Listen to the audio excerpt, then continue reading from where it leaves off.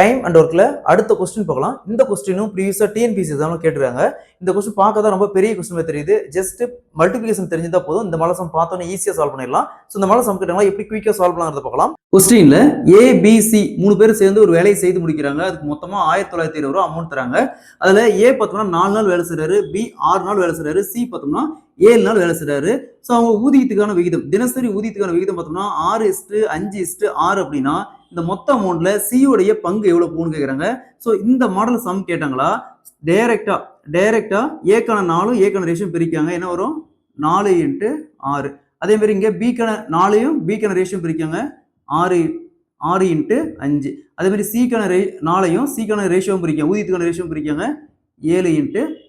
So next மூணுக்குமே ratio இருக்கணும். So அப்போ காமனாக இருக்கிற வேல்யூ கேன்சல் பண்ணுங்க. 6 கேன்சல் ஆயிரும். ஸோ அப்போ 4:5:7.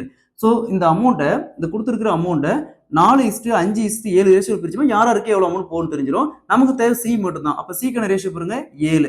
ஸோ அப்போ 7 வகுத்தல் டோட்டல் ரேஷியோ ஆட் பண்ணுங்க. 5 + 4 9, 9 + 7 16 into total amount.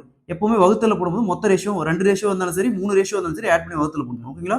So 16 into total amount 1920. Next 192 16 cancel பண்ணுமா 12. இங்க ஒரு 0 120.